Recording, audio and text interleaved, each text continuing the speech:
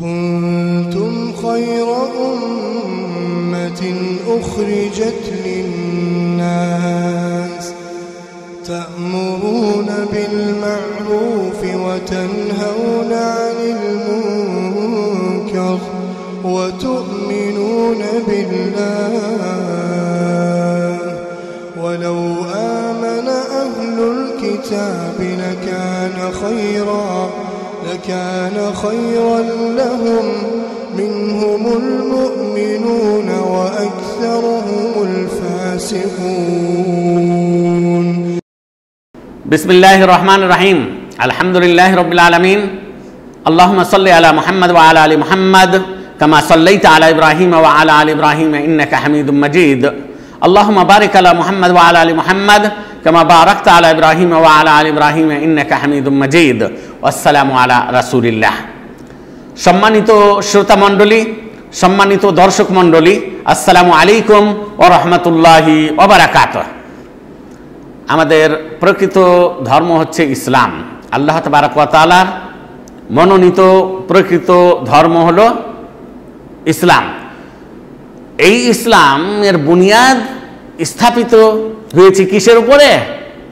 একত্ববাদ বা তাওহীদের উপরে।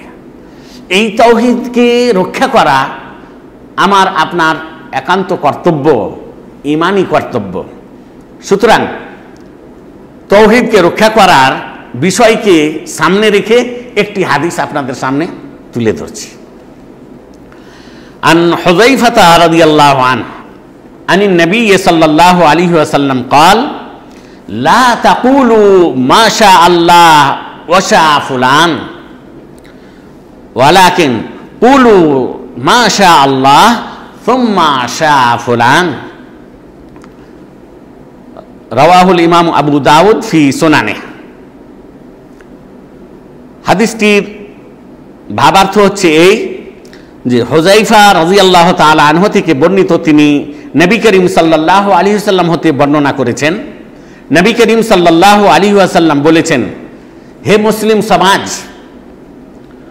তোমরা কোনো সময় এই কথা বলবে না যে আল্লাহ এবং অমুক ব্যক্তি যা ইচ্ছা করেছে। আল্লাহ এবং অমুক ব্যক্তি যা ইচ্ছা করেছে এই কথা বলবে না, কিন্তু এই কথা বলতে পারবে যে আল্লাহ অতঃপর অমুক ব্যক্তি যা ইচ্ছা করেছে, এই শব্দটি বলা যাবে। মানে অনেক সময় মানুষ বলে থাকে তো যে আপনি এবং আল্লাহ যা ইচ্ছা করেছে তাই হয়েছে, তো এটা বলা ভুল। বলতে হবে যে আল্লাহ অতঃপর আপনি যেটা চেয়েছেন সেটাই হয়েছে। তাহলে অতঃপর শব্দটা দিলে অসুবিধা নাই, কিন্তু আল্লাহ এবং আপনি সঙ্গে সঙ্গে এবং দিয়ে যদি বলা যায় তো কথাটা ঠিক হবে না। আল্লাহ অতঃপর অমুক ব্যক্তি যা চেয়েছে সেটাই ঘটেছে, এই কথা বললে কোনো অসুবিধা হবে না। তাই হাদিসের অর্থটি আবার পাঠ করি। হুযায়ফা রাদিয়াল্লাহু তাআলা আনহু থেকে বর্ণিত, তিনি নবী করিম সাল্লাল্লাহু আলাইহি ওয়াসাল্লাম হতে বর্ণনা করেছেন। নবী করিম সাল্লাল্লাহু আলাইহি ওয়াসাল্লাম বলেছেন, হে মুসলিম সমাজ, তোমরা জেনে রাখো, তোমরা কোনো সময় এই কথা বলবে না যে আল্লাহ এবং অমুক ব্যক্তি যা ইচ্ছা করেছে, কিন্তু এই কথা বলতে পারবে যে আল্লাহ অতঃপর অমুক ব্যক্তি যা ইচ্ছা করেছে। এই হাদিসটি ইমাম আবু দাউদ রাহমাতুল্লাহ আলাইহি নিজ সুনান গ্রন্থে উল্লেখ করেছেন। হাদিস নম্বর দেখতে পারেন 4980। এই হাদিসটি হাসান পর্যায়ের। আল্লামা নাসিরউদ্দিন আল আলবানী এই হাদিসটিকে সহি বলেছেন অবশ্য। সুতরাং এই হাদিসটিকে হাসানও বলা যেতে পারে, সহিও বলা যেতে পারে, অর্থাৎ সঠিক হাদিস।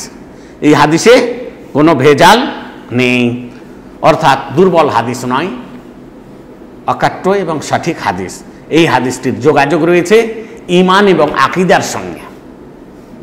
আকীদা, ঈমানকে আমরা কিভাবে হেফাজতে রাখবো তার বিষয়টি এই হাদিসে তুলে ধরা হয়েছে।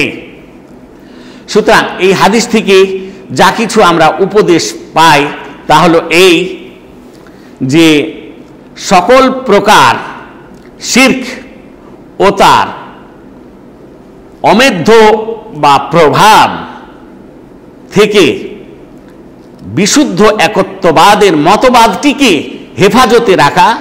হেফাজতে রাখা অপরিহার্য। সুতরাং তাওহীদ বা একত্ববাদের আকীদাকে শিরক এবং শিরকের যত বিষয় রয়েছে সমস্ত বিষয় থেকে আমরা হেফাজতে রাখার চেষ্টা করব।